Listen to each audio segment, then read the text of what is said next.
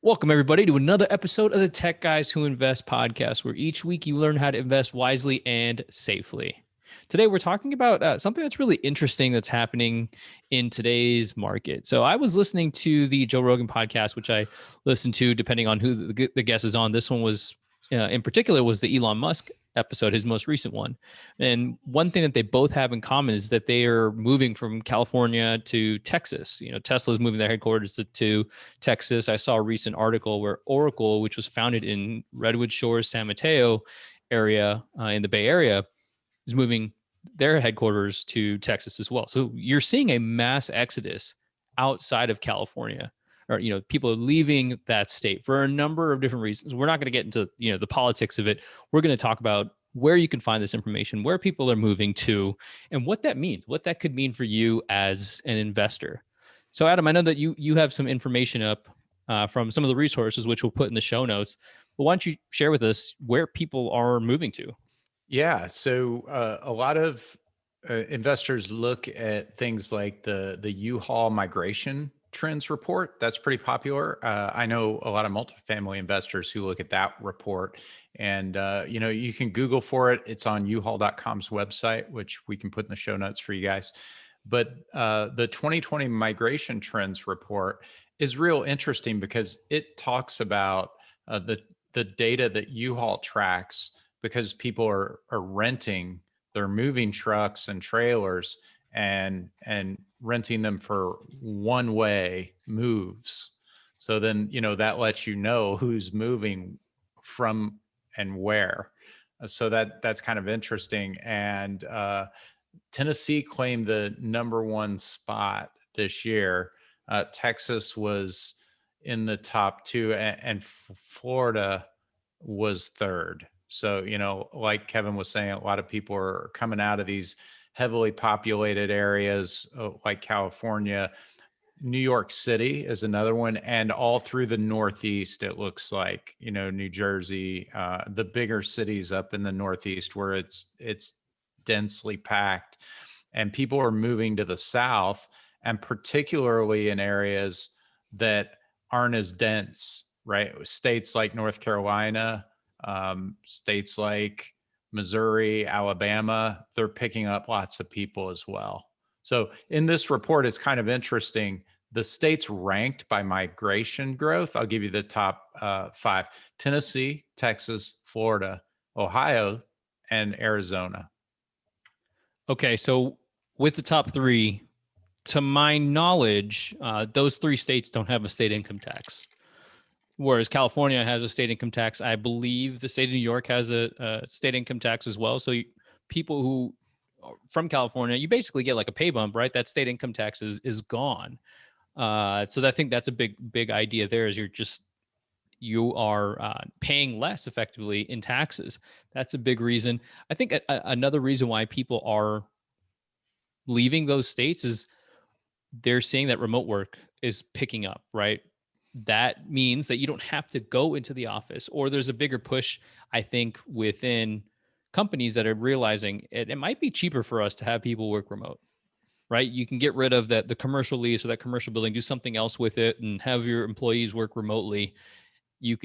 People are happier in that regard. They can live wherever they want to. They're not tied down. So I think people are seeing that, oh, we don't have to live in Silicon Valley, pay $1 million for a 900 square foot home. You can make your money, extend it to a larger area in those states that we just mentioned: Florida, Tennessee, and Texas. So there's a lot of reasons why people are moving to these areas.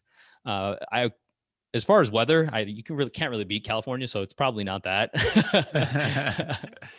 Yeah, I hear you. Now, one thing that's interesting also, Kevin, that I just heard on another podcast within the last week or so, uh, with people now being able to work remotely so easily, and with so many companies actively supporting that and encouraging their people to do that, folks have started to move to towns near national parks. So these little towns that historically really haven't had much except for people just kind of passing through on their way to the big national parks are starting to see people move there. Now, all of a sudden, the price of real estate in those areas is starting to go up. And Right. it's kind of interesting because My family is actually talking about doing something similar to that for a short period of time in the summer. Like we've been talking about, taking maybe a month or so this summer and going and living out west in the mountains somewhere. So it's It's kind of an exactly what we're doing interesting too. trend. Yeah, yeah, I agree with you, and it's showing that internet isn't a luxury as much anymore. It's more, it's going to turn into this necessity that Yeah. you need internet to keep going, whatever that means for society. That's kind of out of the scope of our conversation, but it's more so we're starting to see that trend that kind of builds upon the fact that people are working remotely. I'm excited to see that, and I'm happy that if people can work remotely, it used to be this cool thing. Oh, I work from home. Now it's almost everybody I know is working from home. So it's really interesting to see how that's transpiring and transforming. Yeah. Kind of a norm, right? But what Exactly. does it mean for investors? Yeah. That's That, another thing. I was a great transition. So if you followed what's happening with like the GameStop stuff and stuff like that, where a whole subreddit was able to people make the argument of manipulating the market or whatever, there was a lot of just emotionally driven stuff. Like people wanted to stick it to the hedge funds, and the hedge funds were coming back on the news and stuff. To my knowledge, and I'm not the smartest stock investor, it didn't sound like there was a lot of data that supported this was a good play that to go against the short of what the hedge funds were doing outside of sticking it to the man. And with the information you're getting with the migration data, you're getting information that's saying, hey, this is where people are moving to. That would reason that those real estate markets are going to grow at some capacity. The demand is going to increase, so the houses are going to appreciate more. So thinking about whatever your asset class may be, not everybody that moves there is going to be able to afford a home. But chances are, if you're going from California to a smaller town in, say, Texas, it's going to be a stark difference from how much more your money can make you or can buy you. So that's another thing to consider. But people who aren't going to be um, buying, they're probably going to be renting, right? So they're going to either be renting higher class homes because they can afford it more, or whatever the case may be. Is you're able to see that objective data saying this is where people are going. yeah. And it really is something for investors of many different types of assets to look at. For example, self storage, right? Those people are going to want to store their stuff somewhere. So, other types of asset classes will also want to pay attention to these trends. And, I know for multifamily, we're always looking for where that population growth is and where that rent demand is, where the growth in jobs is going to be, and that sort of thing. This one's kind of interesting because the jobs is not necessarily tightly correlated to the movement of people because of the reasons we just mentioned. Right, not anymore. Or I think we're transitioning away from that. The Hmm. luxuries though, like the retails, like a Target or something that wasn't in this small town but being built up, that could happen. I think I can see that happening, right? And that may make the neighborhood better or whatever worse, whatever, depending on how you look at it. But if you're not looking directly, let's say people are moving to the major cities within Tennessee, like Nashville, Knoxville, look outside, look at the tertiary markets. What's touching Nashville? What's around there? That might be where people who were once living in Nashville are getting priced out, moving out to. So I think it's just going to be a net effect of an increase in the overall real estate demand, if you will. Yeah, I mean, we're even seeing that in some of the markets that we're in around those areas, and so we're looking more at some of the suburban markets and as you said, the tertiary markets as well. Right. So if you know this information, what can you do? Well, if you see this and you're like, you know what, I want to start investing in real estate. I can't afford what's happening in California. You want to invest in Texas. You want to invest in Tennessee. Start networking with people that are out there. See if you can attend these local meetups and from afar. It's not an unheard of thing. People have been doing it in the past, but now you're seeing there's this mass exodus. You can basically jump on that train, if you will. Of course, we're not saying that you buy something and bank on the appreciation because that's just speculation, in my opinion. Right, finding a way to uh, get that cash flow with multifamily, you're value adding where you can then increase the rents. So that's one example of creating that cash flow. With notes, you're buying a performing note where somebody's making sure that they pay, and they're paying that monthly mortgage.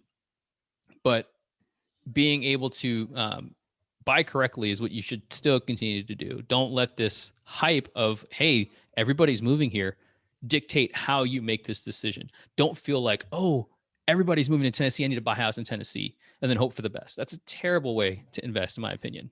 Yeah, it's a good point, Kevin. And to just kind of stack on that a little bit, make sure that you are using actuals and real data points when you're doing your deal analysis. Don't speculate, don't rely on pro forma data or anything like that. It's very important when you're doing your analysis that you are relying on real numbers and verified facts for your data points. I always go from the idea that you won't be faulted for being more conservative with your numbers, right? Because if you say, oh man, it could have appreciated, you're looking, hindsight's always 2020. If you were super conservative with your numbers and then you didn't do the deal because it didn't fit and then it appreciated, of course you could look back in the past and say, well, it would have done well if I bought it, but right. But the opposite could also hold true in that case. So staying conservative, I think, is always you won't get faulted for it. Absolutely. Absolutely. Anything else that you want to add on this topic, Kevin? So I think that when it comes to where people are moving, look at just, you could, right now it seems to be a trend. Googling it, seeing what other information is out there. Going on forums is another thing. Going to Bigger Pockets, seeing if you can join local meetup groups or local real estate investing or whatever RIAs are, real estate investing associations, or whatever the case may be. Getting your ear to the streets in those neighborhoods and seeing what's out there. So yeah, use the data and definitely stick to the math. Yeah. Have questions about any of that? Always feel free to reach out to Kevin and I. We love it when our investors reach out and with us. Techguide.com is a way to do that. All right. Thanks, everybody.